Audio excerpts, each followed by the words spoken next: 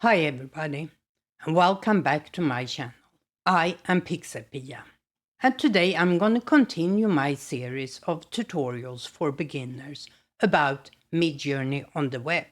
Now, while Midjourney's AI does an amazing job generating stunning images right from your prompts, sometimes you might want to tweak them or enhance those images.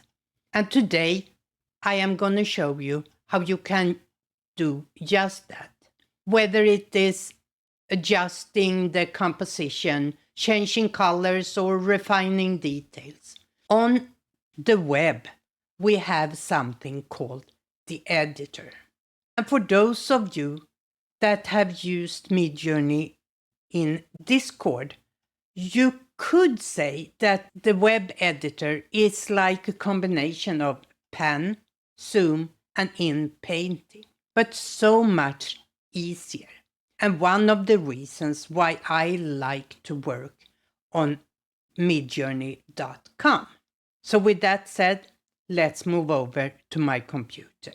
So here we are in midjourney.com, and I am on my create page. As you can see, I have already created these 4 women. My prompt was a young woman with blonde curly hair, shoulder length, blue eyes and glasses, selfie portrait. And I think we're going to work with this one. So I click on the image that I want to continue working with. And at the bottom right here, we have editor. If you can't see that, you just click on more options here and make sure under more options that is marked. So I click on the editor and we move over to the editor interface. Let's start at the top. We have erase, restore, and that will erase is an eraser and restore is if I'm painting something back. Let's go over here where we see the brush size. So let's make it that big now. You see it's a very big circle inside there. And if I just click there, that is erase. If I instead choose restore, it comes back. So that is erase and restore. Then we have backspace, takes it back 1. If I take it back 1 more, or I can jump forward. It changes 1 step at a time. This is the reset button. So if I click that, all the steps I have taken goes back to the original. I already talked about the brush size here for erase and restore. Then we have scale. Scale can either be done by the slider here, it's set to 100%, or we can go in and use the presets. 4:3, you see it get wider, 3:2, 16:9, 2:1, and so forth. I can use this to scale my image. And what will happen when I scale my image like this is when I now hit submit, it will build the rest of the image around it. So it has zoomed out in this case. We will try all these functions, but let's go down here on the prompt. You have edit prompt. That is useful when you use the erase tool. You can go in and change things in the prompt here, or if you want to add something. And then we have a submit button. So let's start by erase. Let's say that I want to erase the background here. I choose the largest image I can. I don't have to be too precise, but if I take out too much, I can always change to restore and take a smaller brush size here. And you can see a little bit around. It's a little see-through, so you can see where you're heading back in. Now I could go in here and say edit prompt and add what I wanted as a background. But in this case, we are just going to submit it and take a look at what the editor does. Let's do a couple of other things while we are here. Let's erase again and say that we want to change her shirt to a different color. So we mark the shirt, and in the edit prompt, after glasses here I can say wearing a green shirt and submit that. Now we're gonna scale it, and in this case I am gonna scale this to portrait mode. One thing we can do here, if we look at the image, in the absolute center here, you see my cursor become a little hand, you have this little white square.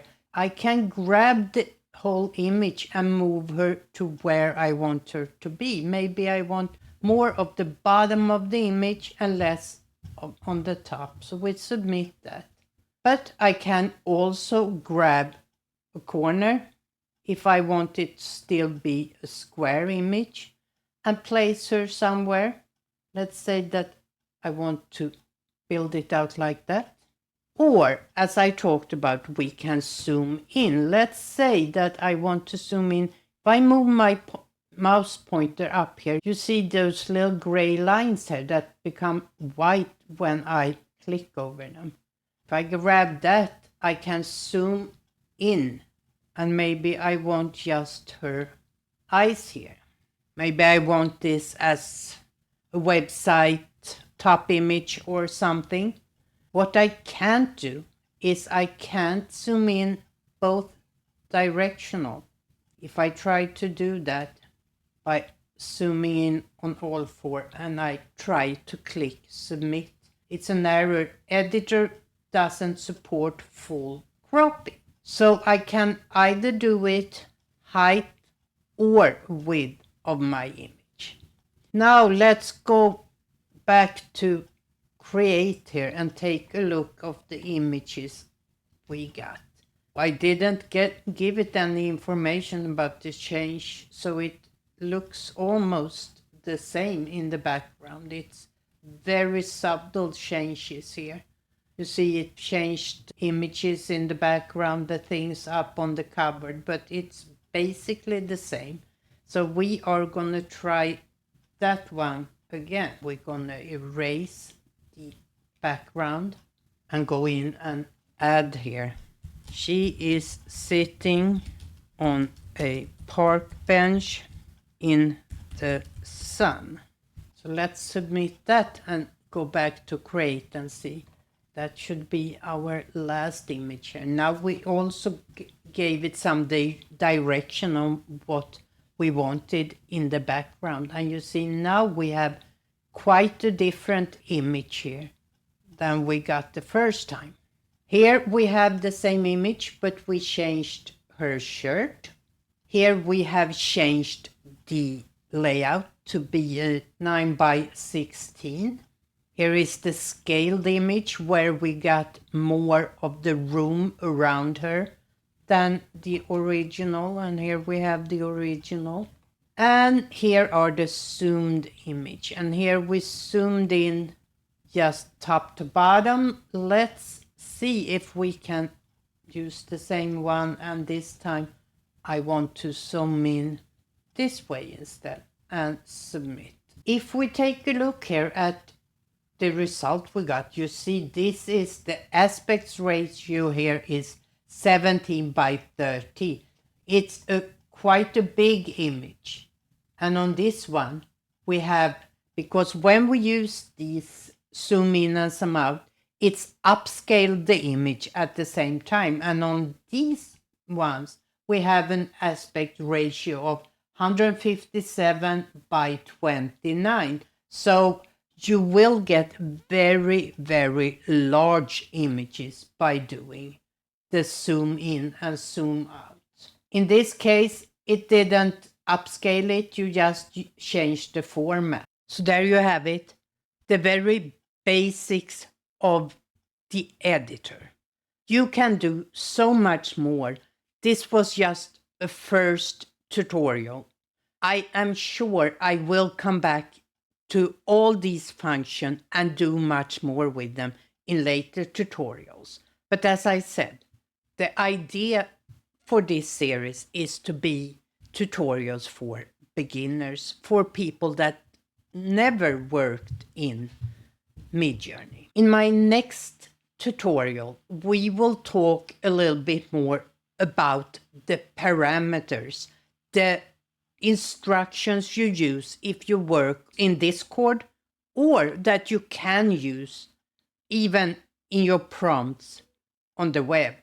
Those little things that starts with dash dash, for example, dash dash AR, which is aspect ratio. There are so many different parameters, and I think it's a good idea to try to learn the most common one, even if you do all your work on the web.